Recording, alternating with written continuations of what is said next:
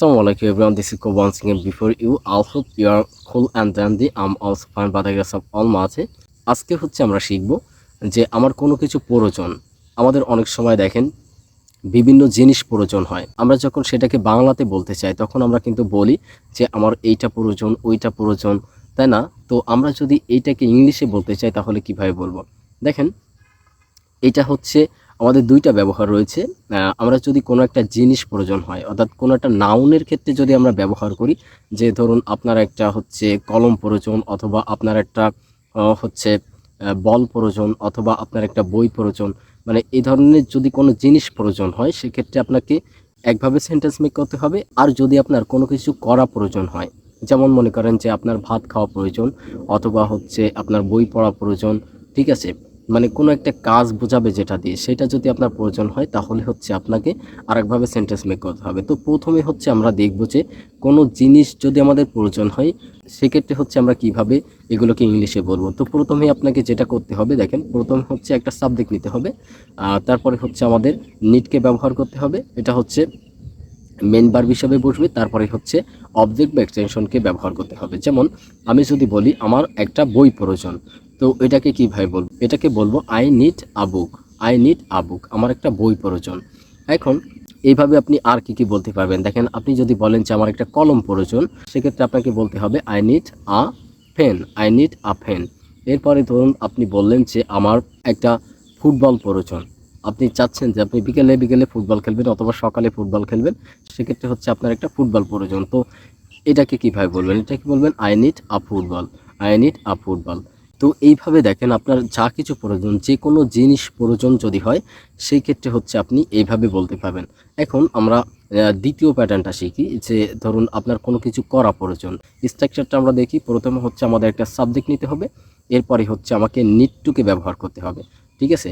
এরপরে হচ্ছে আমরা মেইন ভার্বের বেস ফর্মকে ব্যবহার করব, তারপরে হচ্ছে একটা এক্সটেনশন বা অবজেক্টকে ব্যবহার করব। তো এইটার সেন্টেন্সগুলো কেমন হবে সেটা একটু দেখি। আগে আমরা দেখেছি যে আমার একটা কলম প্রয়োজন, সেটা বলেছি, তাই না? বা আমার একটা বই প্রয়োজন, বা আমার একটা ফুটবল প্রয়োজন। এখন আপনি ধরুন বললেন যে আপনার একটা বই কিনা প্রয়োজন, মানে আপনার একটা বই কিনতে হবে। তো এটাকে কিভাবে বলবেন? এটাকে বলবেন I need to buy a book. I need to buy a book. আগের সেন্টেন্সের সাথে এটার পার্থক্য কি সেটা একটু বোঝেন। দেখেন, আগের সেন্টেন্সটা ছিল আমার একটা বই প্রয়োজন, আর এখন আপনি বলেছেন আমার একটা বই কিনা প্রয়োজন। এই যে কেনাটা হচ্ছে একটা কাজ, এটা হচ্ছে একটা ভার্ব, ঠিক আছে। তো তাহলে হচ্ছে এই কেনার জন্য এখানে হচ্ছে নিডের সাথে টু ব্যবহার করতে হয়েছে, তারপরে হচ্ছে আমাদের এই কেনার জন্য বাইকে ব্যবহার করতে হয়েছে। বাইটা হচ্ছে এখানে মেইন ভার্বের বেস ফর্ম। তারপরে হচ্ছে বুকটাকে আমরা অবজেক্ট বা এক্সটেনশন হিসাবে ব্যবহার করেছি। তার মানে আমরা বলেছি I need to buy a book. I need to buy a book, আমার একটা বই কেনা প্রয়োজন। এখন যদি আপনি এখানে বলতেন যে আমার একটা পেন্সিল কেনা প্রয়োজন, সেক্ষেত্রে আপনাকে বলতে হতো I need to buy a pencil. I need to buy a pencil. এখন আপনি ধরুন বললেন যে আমার হচ্ছে ফুটবল খেলা প্রয়োজন। এখন আপনি খেলতে চাচ্ছেন ফুটবলকে, তো সেক্ষেত্রে হচ্ছে আপনি কিভাবে বলবেন? সেক্ষেত্রে আপনি বলবেন I need to play football. I need to play football, আমার ফুটবল খেলা প্রয়োজন। এরপরে ধরুন বললেন যে আমার কাজটি করা প্রয়োজন, মানে কোনো একটা কাজ আপনার করা প্রয়োজন, তো সেটাকে আপনি বলতেছেন আমার কাজটি করা প্রয়োজন। তো এটাকে ইংলিশে আপনাকে বলতে হবে I need to do the work. I need to do the work. এরপরে ধরুন বললেন যে আপনার হচ্ছে খুলনায় যাওয়া প্রয়োজন, তো এটাকে কীভাবে বলবেন? এটাকে বলবেন I need to go to Khulna. I need to go to Khulna, আমার খুলনায় যাওয়া প্রয়োজন। এরপরে খুলনা থেকে ঘুরে এসে আপনি ধরুন ক্লান্ত হয়ে গেলেন, তো তখন আপনি বললেন যে আমার ঘুমানো প্রয়োজন। তো এটাকে কীভাবে বলবেন? এটাকে বলবেন I need to sleep. I need to sleep, আমার ঘুমানো প্রয়োজন। তো এইভাবে করে আপনি চাইলে কিন্তু এই স্ট্রাকচার দিয়ে হাজার হাজার সেন্টেন্স কিন্তু আপনি গঠন করতে পারবেন। তো প্রতিদিন হচ্ছে আপনি কি করবেন, এটা দ্বারা হচ্ছে সেন্টেন্স মেক করে আপনি প্র্যাকটিস করবেন।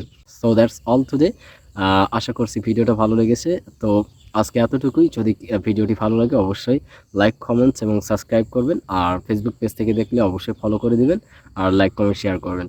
So that's all today. Thank you watching me, and thank you having great time with me. See you next time. আসসালামু আলাইকুম।